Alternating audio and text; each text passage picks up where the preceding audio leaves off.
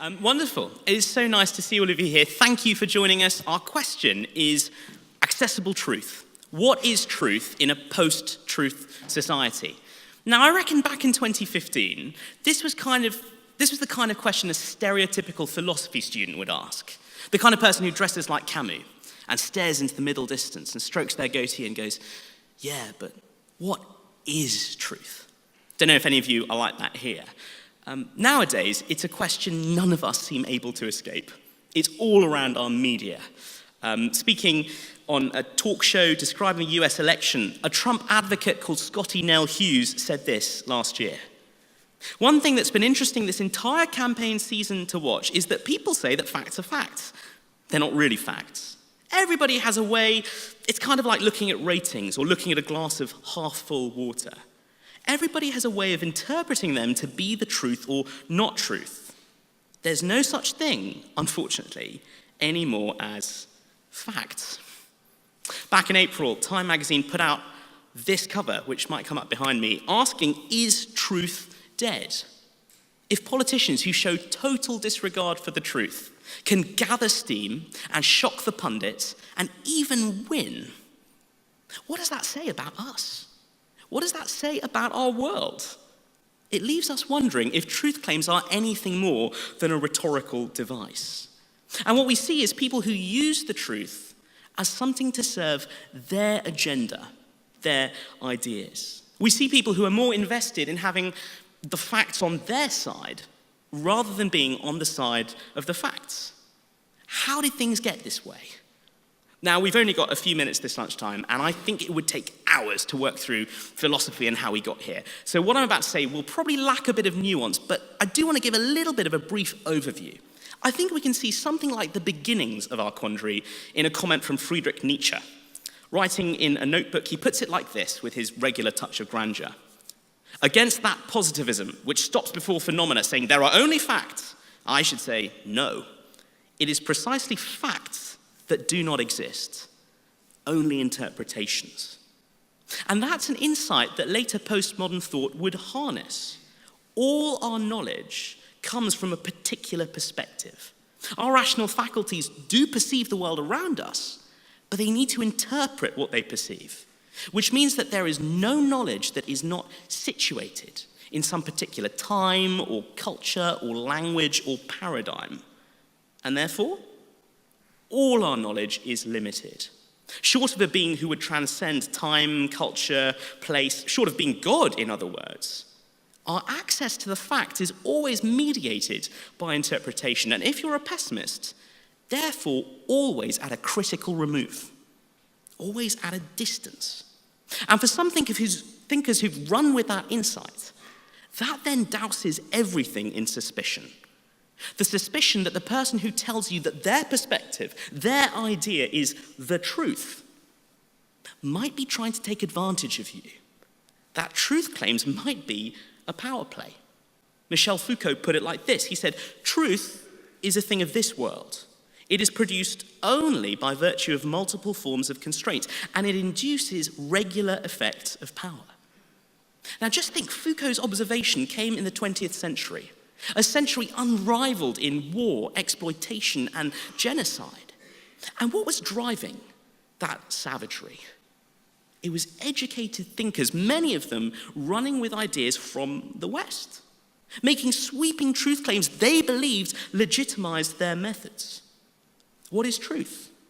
Well, if you go with Foucault, if truth is a thing of this world produced only by virtue of multiple forms of constraint, then it's a power play. And nothing more. And the various truth claims of tyrants throughout the 20th century would justify that suspicion for many. Is there more to truth than that? What is truth?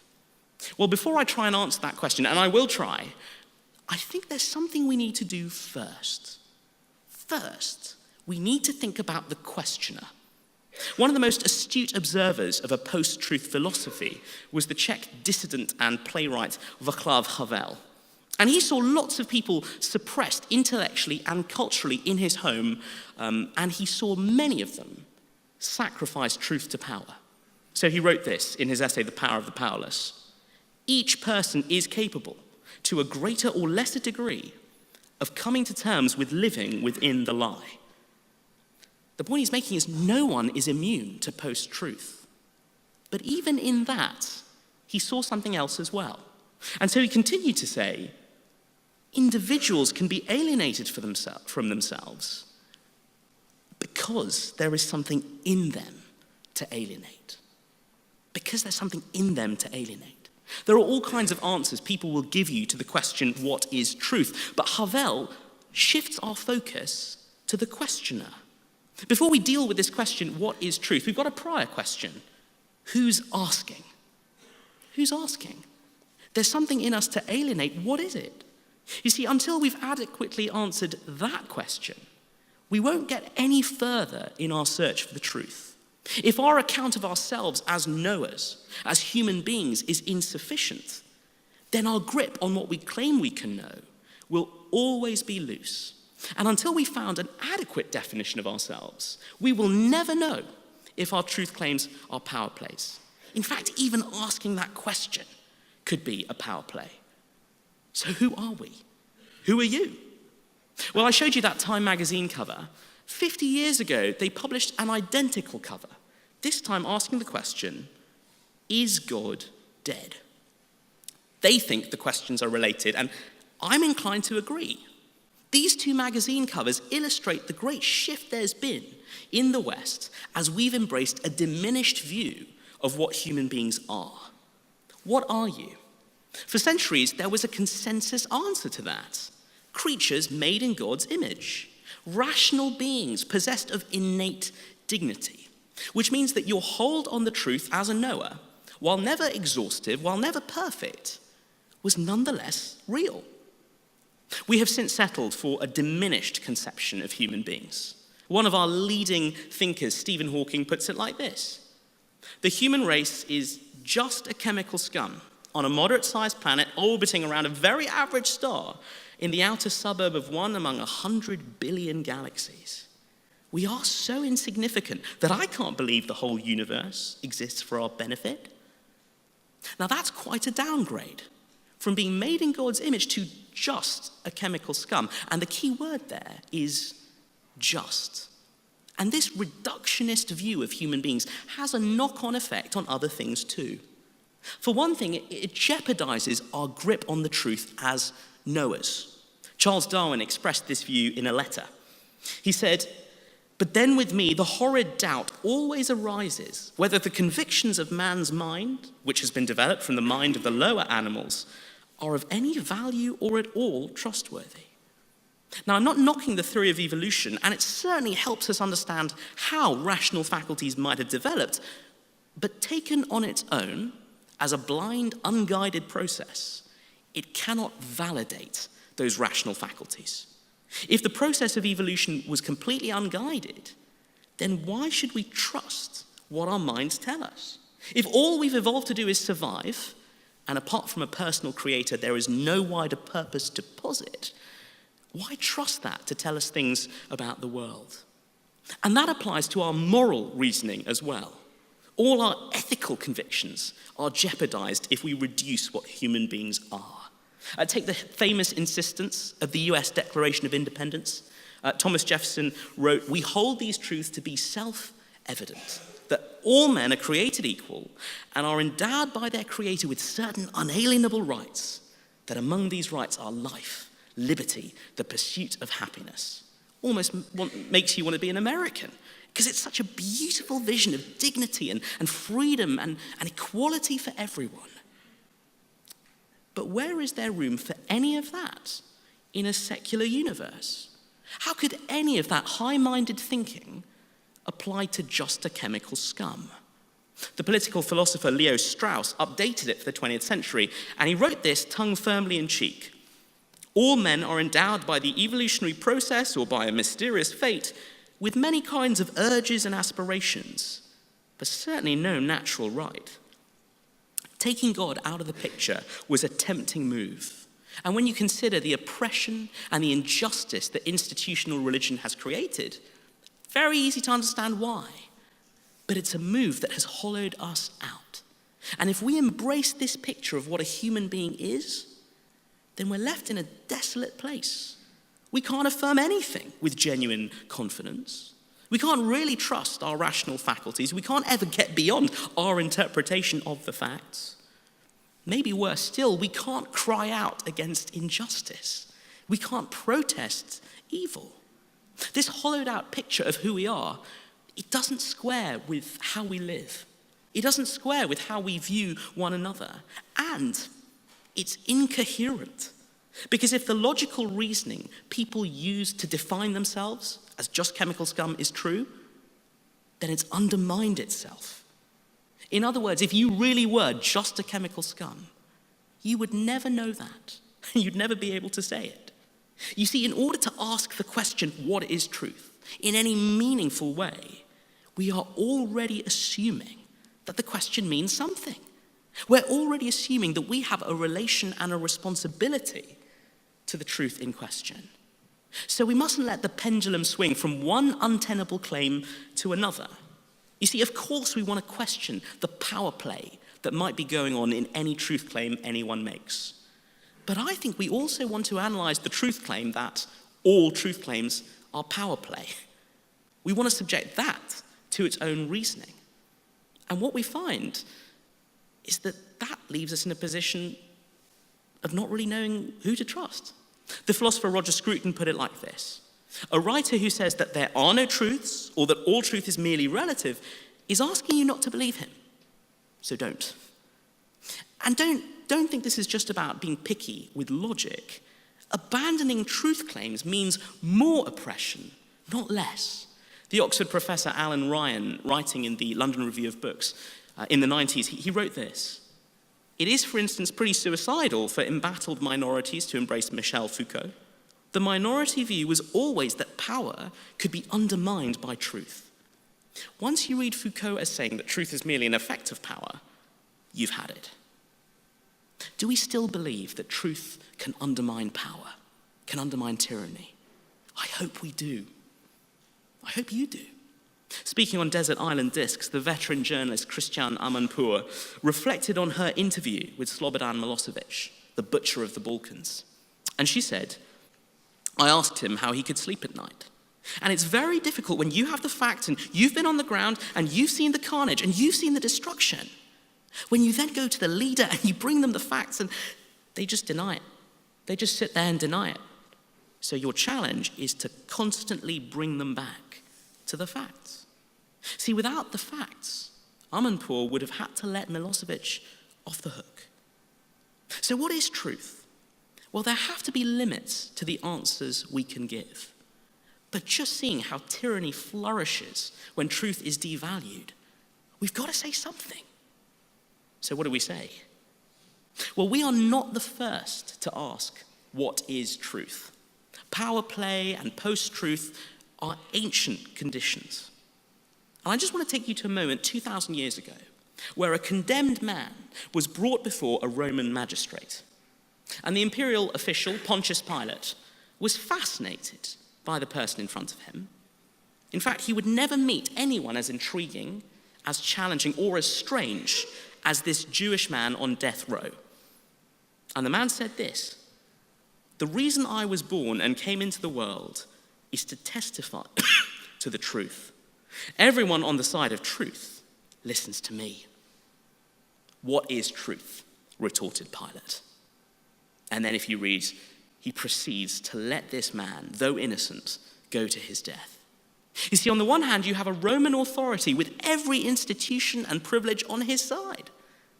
On the other, you have Jesus of Nazareth, a homeless carpenter's son and traveling teacher, brought before Pilate on trumped-up charges by a jealous religious establishment, and yet standing by his claim to the truth. But actually, there's real irony in this moment. Jesus is on trial. Pilate's asking him, what is truth? But just a few hours earlier, Jesus made this vast claim. Speaking to his followers, Jesus said, I am the way and the truth and the life. Jesus' answer to the question, what is truth, is unlike any other question on offer. It's not just something to know or something to do or even something to feel. It is all of those things at once, because deeper than any of them, truth for Jesus is someone to know personally. We ask the question, what is truth? And Jesus says, I am. Which means that for Jesus, truth is always more than just the facts. What is truth? A person who's able to affirm us in our capacity to know and respond to him and the world he's made and the other people around us. Jesus takes a view of human beings which isn't rose-tinted. He's always confronting people on injustice. He's willing to call us out. But he's also able to anchor our dignity in the most remarkable way. He speaks to our desire and capacity to live in the light instead of the darkness. And he's able to do that because he gave us that desire and capacity. To go back to Stephen Hawking, of course the whole universe doesn't exist for your benefit, but the one for whom it does exist loves you. However insignificant you may seem, you are not insignificant to him. And therefore you're not insignificant at all. None of you are. Nobody is. And let's not miss what kind of person Jesus is claiming to be. In saying, I am the truth, Jesus would give Nietzsche nightmares because he's claiming a perspective unlimited by place, time, or culture. He's making the outrageous claim that got him arrested. The claim to be much more than some religious teacher or wise man, but instead to speak with divine authority, scandalously to be God in the human flesh. And now we put our Foucault hat back on our heads. And we think, well, if truth claims are power plays, then the claim that you are God in the human flesh must be the mother of all power plays. And yet, see what kind of power play this is. It's unlike any other. Look where it takes Jesus. In this moment with Pilate, he doesn't back down and ends up going to his death. That's the kind of power play Jesus is talking about. Humiliation and weakness in a death that Jesus claimed was not just done to him by us, but in some way by him for us. What kind of power play is that? It's the kind of power that does not manipulate, that does not sacrifice little people in the name of some abstract greater good. The kind of power play that will not fudge the boundary between right and wrong, and yet is able to go reach out to those who have done wrong. A power play that rejects all the conventional approaches to power, and yet is more powerful than any other in history has ever been. You see, 2,000 years later, 2 billion people and counting in every continent seriously call this crucified carpenter's son God. He is so significant to history that we even measure it around his life. Astonishingly, Jesus makes a truth claim no amount of injustice, power, or tyranny has been able to suppress. There's never been anything like it. And this lunchtime, we would love to invite you to investigate that claim. Not just to take it emptily, but to probe it and see for yourself. You see, truth is more than just fact, but truth should never be less than what the facts tell us. And that's a big part of Jesus' truth claim. There are historical facts we need to account for, a massive impact with which we live today that needs to be investigated. When I was an atheist, this is one of the things about Jesus I found so refreshing. He didn't just command me to believe blindly.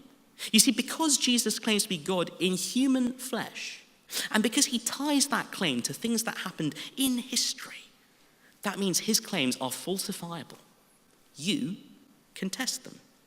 Now, tomorrow lunchtime, we're going to think about Jesus' claim relative to other religious claims, so do come back for that. But now, just as we close, I want to share a snapshot of the historical evidence undergirding Jesus' claim. When we investigate the history of the ancient world, a large part of the evidence we need is manuscript evidence, writings by those who were there and are able to recount what happened. Now, the fact is, and if any of you study classics, you'll know, much of what we find is scrappy. It's just the way ancient history from Jesus' time and earlier and a bit after works. You tend to find you have very few fragments and texts of what you're wanting to read, and you also tend to find that the copies you get are far, far later than the events they describe. But actually, with the part of the Bible focusing on Jesus, which we call the New Testament, We have an embarrassment of riches.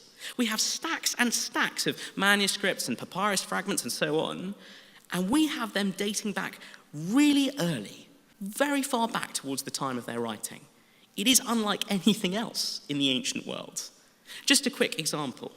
Earlier, I quoted the moment where Pilate says to Jesus, "What is truth?" I don't know if you know, but that very moment is recorded for us on something called Papyrus 52. If any of you from Manchester, or you want to go there, you can go to the Rylands Library and see it for yourself.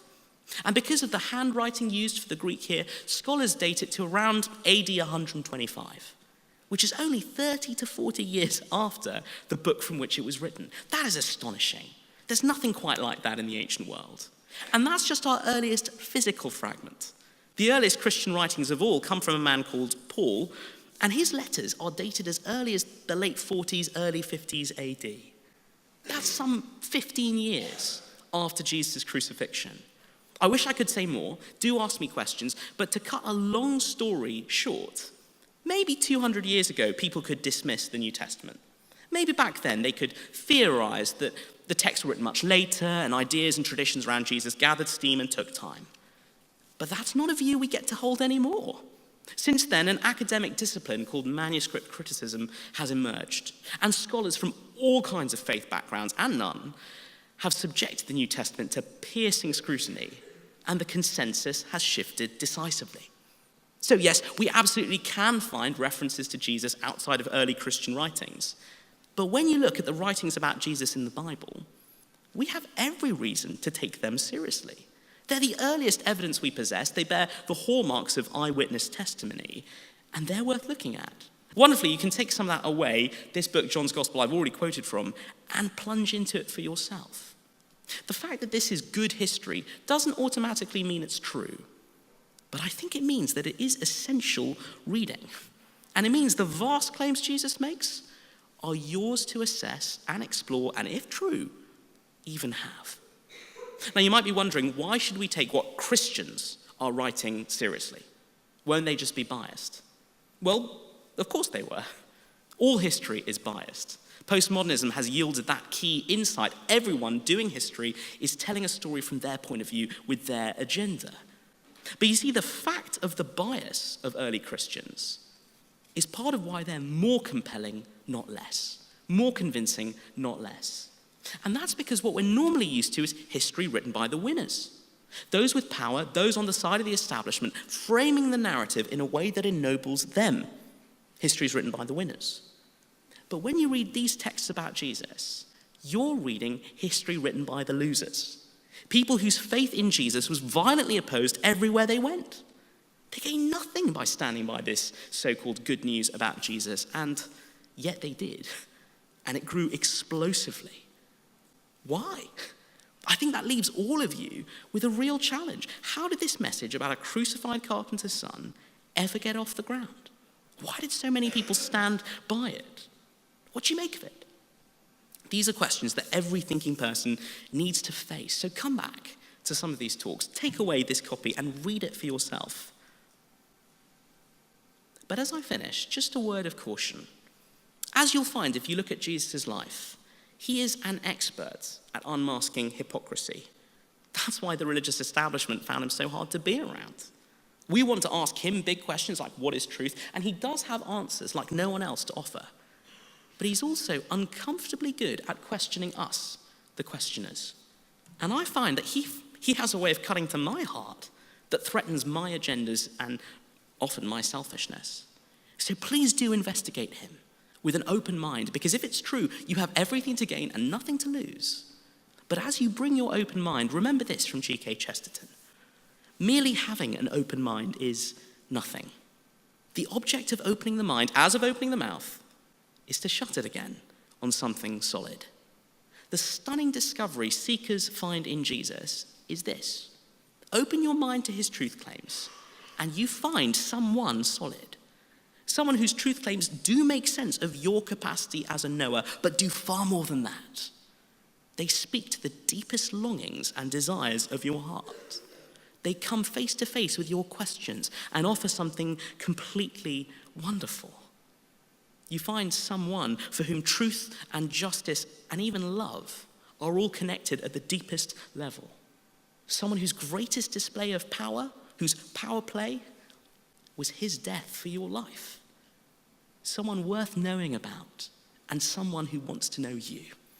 So I'd love to invite you to do that, to assess the historical evidence, to see for yourself and see what you think.